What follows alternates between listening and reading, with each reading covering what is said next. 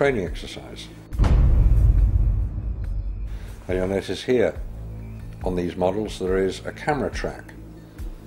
A camera starting at this end, coming down here, would approach the moon, or appear to approach the moon, and become ever closer towards it.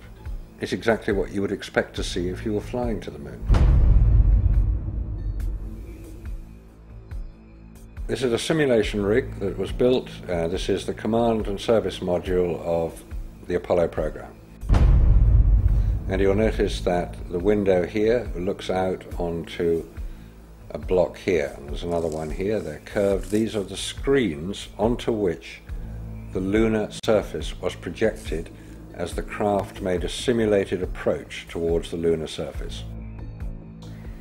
Is what we're seeing a mixture of fact and fiction? It is fact. It is fiction. It's mixed together. It's hard to separate them until you examine it closely. If a spacecraft is in deep space, the only possible explanation for a light seen through the window of the spacecraft is the sun. It's the only bright light in space.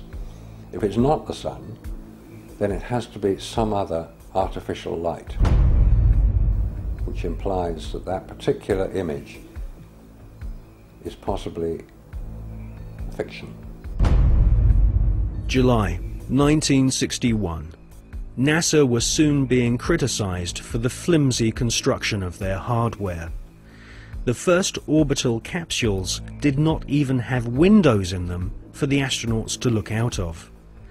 One of the most vocal critics was one of NASA's most respected astronauts, an all-American hero named Virgil Gus Grissom, who almost drowned when recovery helicopters were unable to lift his space capsule from the sea. After a successful journey into space, Gus Grissom almost died through NASA's bad planning. Or was this an early attempt to silence Gus Grissom?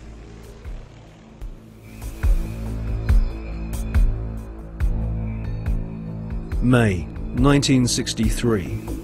Astronaut Gordon Cooper experiences re-entry problems in his Faith 7 rocket ship.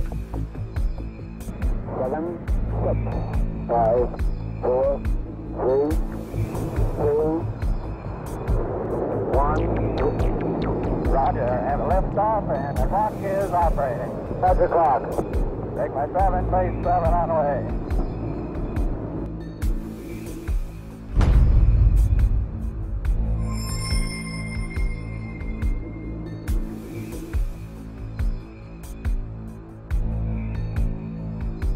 The prototype lunar module, known as the LIM, had serious stability problems.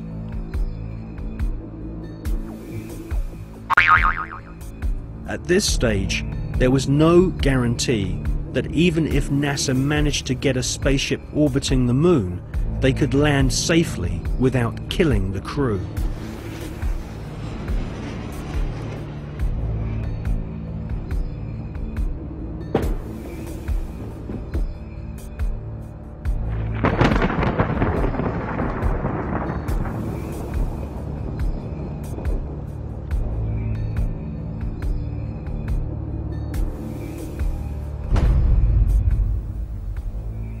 Could the footage which we see of the LIM approaching the moon be filmed in a TV studio?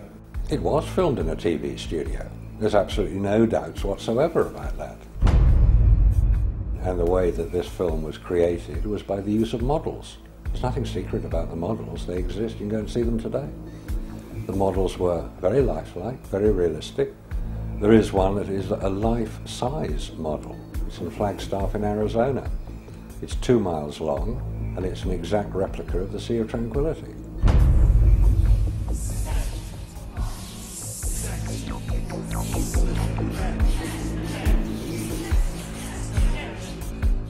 The photographs were used to create from those images the replica of the Sea of Tranquility, so that if it was flown over in a helicopter, it would appear as if it was a spacecraft approaching a similar area to land. So yes, all the scenes of the lunar surface were filmed on Earth.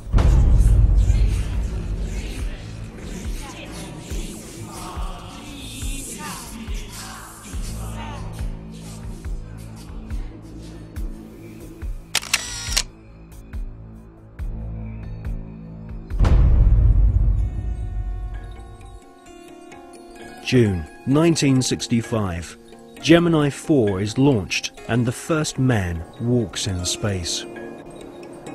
Flight to Toronto started. I'm going to drag it a little bit so I don't want to fire the gun yet. Okay, I'm out.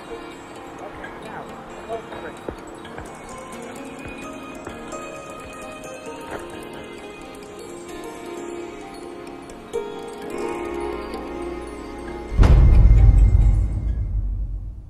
Extensive rehearsals at docking spacecraft were performed in low Earth orbit. Everything was recorded on film. This footage would later become invaluable as NASA sought to fake the success of the Apollo missions. Meanwhile, more problems occurred. On Gemini 9, the second spacewalk had to be cut short due to problems with the astronauts' oxygen supply. On Gemini 11, another attempt to walk in space was curtailed due to fatigue. Was this a sign that cosmic radiation caused nausea and fatigue?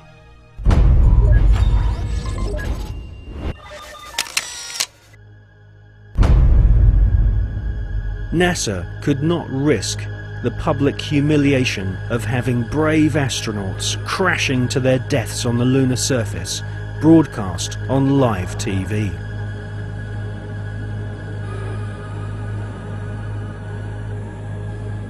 NASA's Nazis knew that a major catastrophic failure on the moon would cause the billions of dollars of funding to be immediately cut. Anyone with the most elementary grasp of science could tell that the Saturn V rockets were merely big versions of the Nazis' V-2 killing machines.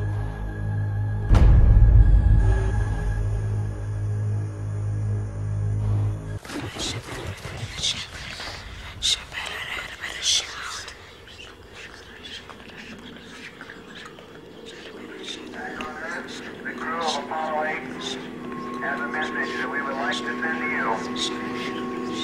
In the beginning, God created the heaven and the earth. And the earth was without form and void, and darkness was upon the face of the deep. And the Spirit of God moved upon the face of the waters. And God said, "Let there be light." And there was light. And God saw the light, that it was good. And God divided the light from the darkness. And God called the light day.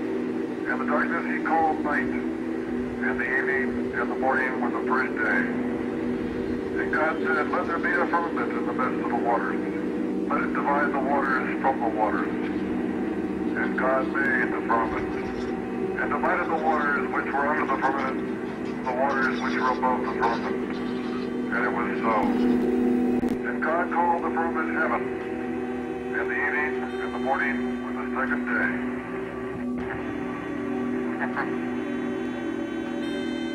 God said, "Let the waters under the heaven be gathered together into one place, and let the dry land appear." And it was so. And God called the dry land earth, and the gathering together of the waters called he seas. And God saw that it was good.